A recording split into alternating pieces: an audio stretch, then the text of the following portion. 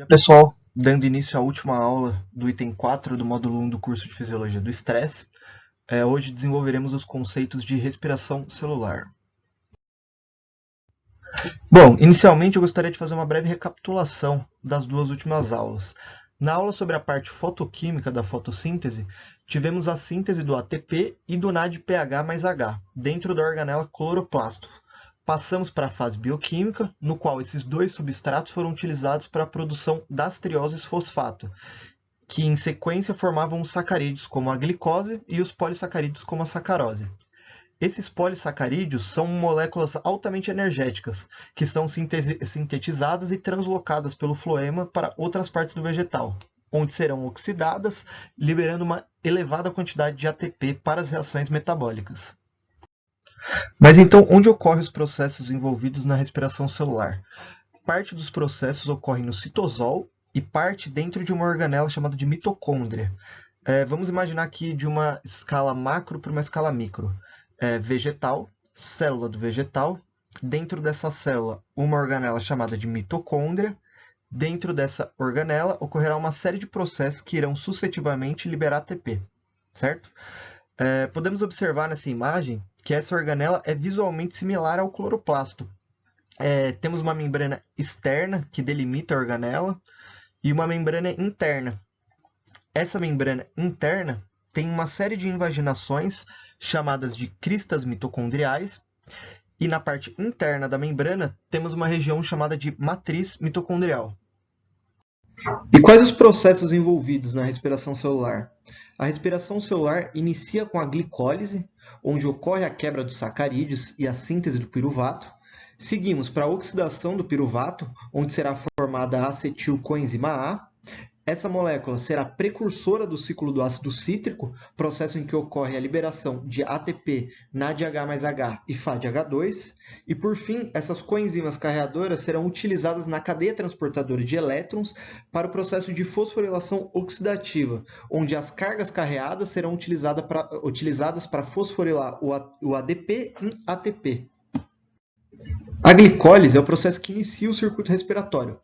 Ela ocorre no citosol e se inicia pela hidrólise da sacarose de 12 carbonos, formando assim duas glicoses de 6 carbonos cada ou duas frutoses também com 6 carbonos cada. Essa glicose ou frutose também será hidrolisada com gasto de 2 ATPs, formando duas moléculas intermediárias de 3 carbonos. Talvez possa surgir a dúvida, né? Mas a respiração não é um processo de liberação de energia? O que ela está consumindo? Mas é exatamente isso. Durante esse processo de liberação de energia, eventualmente a gente também consome energia, mas o saldo final acaba sendo positivo. Continuando, esse composto intermediário será fosforilado. Nessa etapa também ocorre a redução de um NAD em NADH mais H. Para não ficar dúvida, né? O NAD, o FAD, que vai aparecer mais para frente no ciclo do ácido cítrico, assim como o NADP da fase fotoquímica, são coenzimas que têm a capacidade de carregar pares de elétrons e de hidrogênios. Bom, em seguida, uma série de reações ocorrem de modo que ao final sejam sintetizados por molécula de glicose 2 piruvatos e 4 ATPs. É evidente que a gente não comentou sobre várias reações intermediárias que foram ocorrendo no meio do caminho, visto que não seria possível falar sobre tudo no tempo que a gente estipulou para o vídeo. Dessa forma, a gente vai dar mais ênfase aos processos, né, aos principais processos, aos produtos utilizados e gerados nesse processo. Os açúcares dos vegetais também podem ser oxidados a partir da rota oxidativa das pentoses fosfato.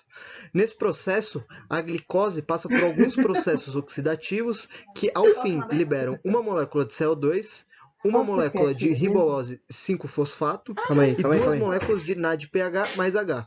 As reações restantes da rota convertem a ribolose 5-fosfato nos intermediários glicolíticos, gliceraldeído 3-fosfato e frutose 6-fosfato. Esses produtos podem ser metabolizados posteriormente pela glicólise para produzir o piruvato também. Eu vou também, né? Eu vou perder.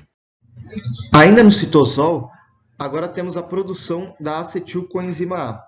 Nessa reação, o piruvato será descarboxilado, liberando uma molécula de CO2 e formando um acetil com 2 carbonos. No lugar onde estava esse CO2, ocorre o acoplamento da coenzima A, formando assim a acetilcoenzima A. Nesse processo também ocorre a redução de um NAD em NADH mais H. Agora nós passamos do citosol para a mitocôndria, especificamente para dentro da matriz mitocondrial, onde o acetil-CoA será utilizado no ciclo do ácido cítrico.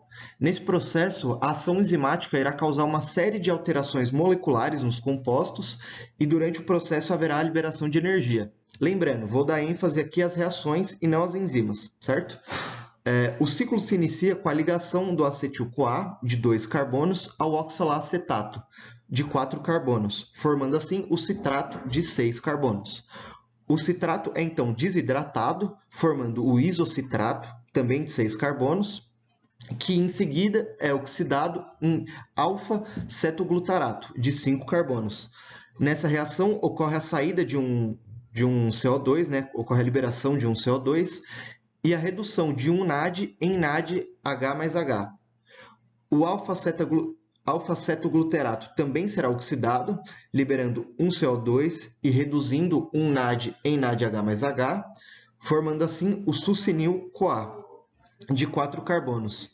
A partir dessa reação, não ocorre mais a perda de carbonos.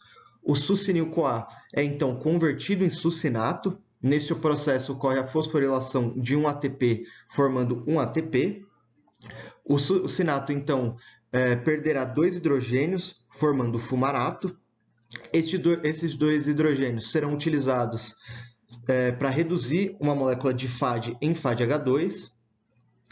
Em seguida, o fumarato será hidratado, formando o malato, e o malato irá regenerar o oxalacetato, composto que se ligou ao acetilcoenzima A no início do ciclo. Nesse processo também haverá a redução de um NAD em NADH mais H. A oxidação de uma molécula inteira de sacarose, passando pela glicólise e pelo ciclo do ácido cítrico, gera um total de 4 moléculas de NADH mais H no citosol, 16 moléculas de NADH mais H na matriz mitocondrial e 4 moléculas de FADH2 também na matriz mitocondrial. Para que o processo respiratório não seja interrompido, esses compostos reduzidos, NADH mais H e o FADH2, eles precisam ser oxidados. A cadeia transportadora de elétrons, localizada nas cristas mitocondriais, é a estrutura envolvida nesse processo.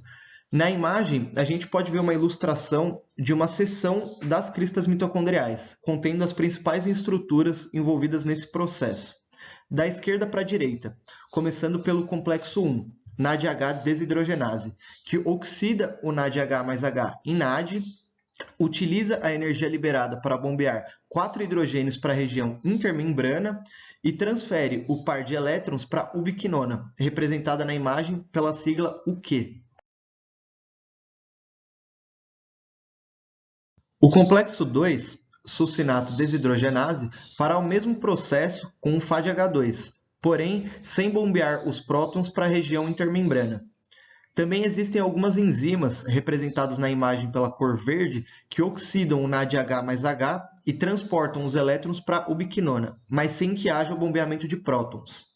O complexo 3, complexo citocromo BC1, será responsável por oxidar a ubiquinona, que foi reduzida pelos elétrons do complexo 1, 2 e pelas enzimas, e vai utilizar essa energia liberada pela oxidação para bombear mais 4 hidrogênios para cada par de elétron transportado.